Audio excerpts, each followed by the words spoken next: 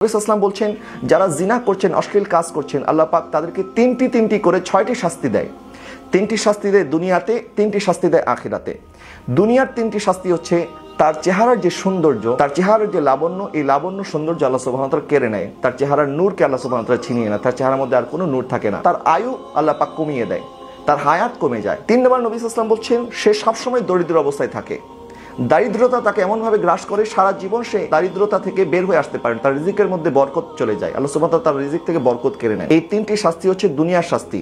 এবং আখিরাতের শাস্তি হচ্ছে আখিরাতে কিয়ামতের ময়দানে আল্লাহ সুবহানাহু ওয়া তাআলা তার উপরে নারাজ হবেন এবং তার হিসাব অত্যন্ত কঠিনভাবে নেওয়া হবে, অর্থাৎ চুলচেরা বিশ্লেষণ করা হবে তার আমলনামা, কোনো ছাড় দেওয়া হবে না। এবং 3 নম্বর আল্লাহ সুবহানাহু ওয়া তাআলা তাকে জাহান্নামী করে দিবেন। তাহলে এই 6টি শাস্তি, দুনিয়ার 3টি শাস্তি, আখিরাতের 3টি শাস্তি, এই শাস্তি থেকে যদি আমরা বাঁচতে চাই তাহলে অবশ্যই আমাদেরকে জিনা এবং এই জিনা করার আগে যে সমস্ত ধাপগুলি আছে, ফাহিশা কাজে যাওয়ার জন্য যে সমস্ত রাস্তাগুলি আছে, এই সমস্ত রাস্তা থেকে আমাদের নিজেদেরকে বাঁচাতে হবে। যারা যুবক যুবতী আছেন, তরুণ তরুণী আছেন, তাদের এই সময়টা হচ্ছে সবচেয়ে গুরুত্বপূর্ণ সময় এবং শয়তান সবচেয়ে বেশি এই সময়টাতে মানুষকে ধোঁকা দেয়। এই সময়টা যদি আমরা ভালোভাবে পার করে দিতে পারি এবং শয়তানের ধোঁকা থেকে নিজেকে বাঁচাতে পারি, আমার আকা সাল্লাল্লাহু আলাইহি ওয়াসাল্লাম ইরশাদ করছেন, ইযা দাআতু ইমরাতুন যাতু মানসাবিন ওয়া জামালিন ফাকাল ইন্নী আখাফুল্লাহ।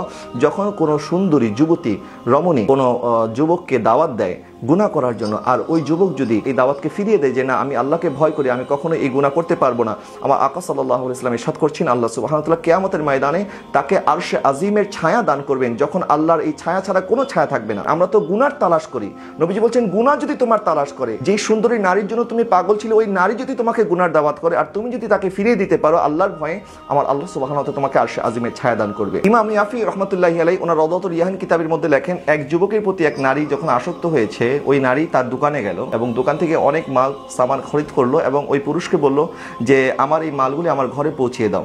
তখন সে ওই মালগুলি নিয়ে ওই নারীর ঘরে যখন গেল, নারী তখন ঘরের দরজা জানলা সব বন্ধ করে দিল। বন্ধ করে দেওয়ার পরে তখন ওই নারী তাকে গুনার জন্য দাওয়াত দিল এবং শরীরের সমস্ত পোশাক আশাক খুলে ফেললো এবং তাকে এই অশ্লীল কাজের জন্য যখন বারবার উদ্বুদ্ধ করছে, তখন ওই যুবক আল্লাহওয়ালা ছিল, আল্লাহকে ভয় করছে এবং আল্লাহ সুবহানাহু ওয়া তাআলাকে ডাকছে, ইয়া রব্বে বারি তাআলা, আমি এখন এখান থেকে কি করে নাজাত পাবো? এই নারী তো আমাকে কোনোভাবেই ছাড়বে না, আমি এখন কি করব? তখন তার মাথায় একটি বুদ্ধি আসলো এবং ওই নারীকে বললো, আচ্ছা ঠিক আছে, আমাকে একটু ওয়াশরুমে যাওয়ার সুযোগ করে দাও। বললো আচ্ছা ঠিক আছে, তুমি ওয়াশরুমে যাও। যখন সে ওয়াশরুমে গেল, ওয়াশরুমে যাওয়ার পরে বাথরুমের যে ময়লা আবর্জনা আছে, সেই ময়লা আবর্জনা সে তার পোশাকের মধ্যে মাখলো।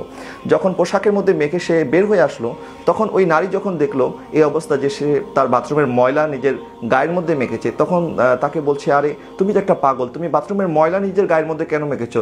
আর আমি একটা পাগলকে এতদিন ভালোবেসেছি, যাও ঘর থেকে বের হয়ে যাও। যখন তাকে ঘর থেকে বের করে দিল, তখন ওই যুবক আল্লাহর দরবারে শুকরিয়া আদায় করে বলল, ইয়া রব্বে বারি তাআলা, আমি আমার পোশাক তো ময়লা করেছি কিন্তু আমার শরীরকে ময়লা হতে দেই নাই। তখন ওই যুবকের এই আমল আল্লাহর দরবারে এতটা পছন্দ হয়েছে, ওই যুবক একটি পুকুরের মধ্যে গিয়ে যখন গোসল করলো, ওই যুবকের শরীর থেকে মেশকা আম্বরের সুঘ্রাণ আসতে শুরু করলো। তার নাম ছিল মুগীরা। তখন মানুষ তার মেশকা আম্বরের সুঘ্রাণ পেয়ে তাকে মুগীরা মুশকি নামে ডাকতো। এটা আল্লাহ সুবহানাহু ওয়া তাআলার পুরস্কার।